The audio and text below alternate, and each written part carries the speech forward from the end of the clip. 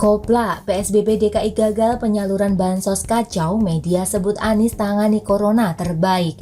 Ditulis oleh Ferry Fadli di siva.com. Hai, bertemu lagi dengan Suara Rahma di channel Daily News. Baru-baru ini, lembaga survei media merilis survei mengenai 5 kepala daerah yang dianggap paling mampu dalam menangani wabah corona. Karena media yang melakukan survei, hasilnya sudah bisa ditebak, yakni Anies berada di peringkat pertama dengan persentase 24,1%. Kemudian disusul oleh Ganjar yang menempati posisi kedua, selanjutnya Ridwan Kamil di peringkat ketiga, dan di posisi keempat diduduki oleh Gubernur Jatim Khofifah Indar Parawansa. Sementara posisi kelima ditempati oleh salah satu wali kota terbaik dunia, yakni wali kota Surabaya Tri Risma hari ini. Direktur Median Riko Marbun menjelaskan ada beberapa alasan kenapa Anies bisa meraih posisi pertama sebagai kepala daerah yang dianggap paling efektif dalam menangani wabah corona. Salah satu menurutnya, Anies paling cepat tanggap dan gubernur pertama yang berinisiatif memberlakukan PSBB. Sementara Ganjar disukai masyarakat karena suka turun langsung ke lapangan. Sedangkan Kang Emil berada di peringkat ketiga karena melakukan tes massal dan mengikuti kebijakan Anies yakni memberlakukan PSBB. Selain itu, Kang Emil juga menurut Marbun sering turun ke rumah-rumah ibadah dan menunjukkan rasa empati kepada masyarakat dengan mengumumkan pemotongan gaji PNS. Sedangkan Risma, kenapa berada di urutan belakang? Karena kebijakannya soal penanganan COVID-19 kurang diketahui masyarakat. Katanya sih, survei yang memenangkan Anies itu dilakukan pada 6-13 April 2020 lalu, dengan melibatkan tidak kurang dari 800 responden melalui telepon.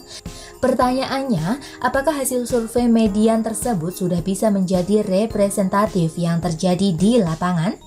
Pertama, kita lihat dulu bagaimana pelaksanaan PSBB di DKI Jakarta. Masih banyak banget warga yang tidak mengindahkan himbauan Anies tersebut, yang mana hal ini berdasarkan pengakuan Anies sendiri. Bahwa menurut DKI 1 itu pergerakan kasus penularan corona di DKI tidak mengalami perubahan semenjak diberlakukannya PSBB. Pergerakan kasus positif COVID-19 masih terus bertambah, ujar Anies 23 April. Gubernur yang didukung oleh FPI itu menyesalkan banyak warga DKI yang tidak taat aturan, masih saja berkeliaran meskipun PSBB sudah diberlakukan, termasuk juga beberapa perusahaan yang masih beroperasi memperkerjakan karyawannya, padahal bukan yang dikecualikan untuk beroperasi. Karena itulah saya sampaikan pada semuanya, kita ingin agar cepat selesai maka semua harus kompak untuk disiplin melaksanakannya. Tutur Anies memperingatkan warganya dengan nada kesal.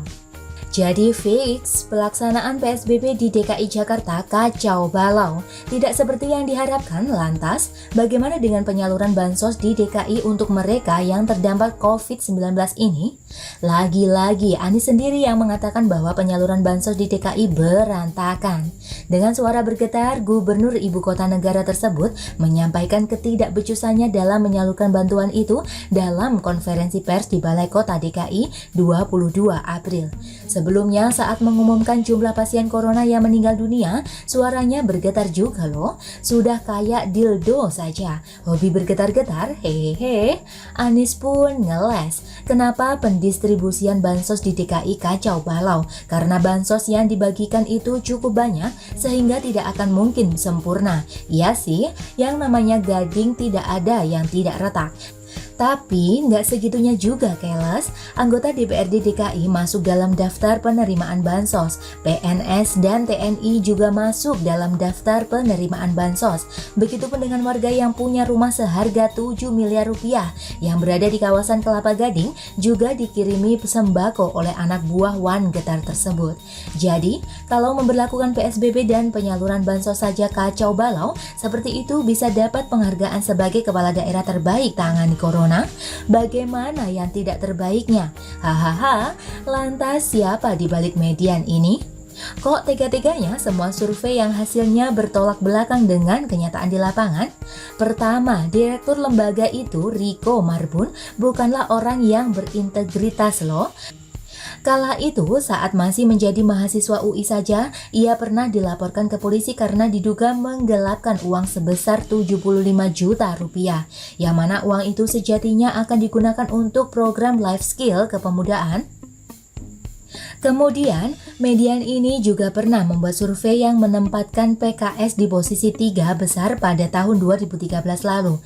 Padahal, berdasarkan hasil survei lembaga lain, perolehan suara PKS semakin merosot pasca presidennya Lutfi Hasan Ishak tersandung kasus korupsi sapi.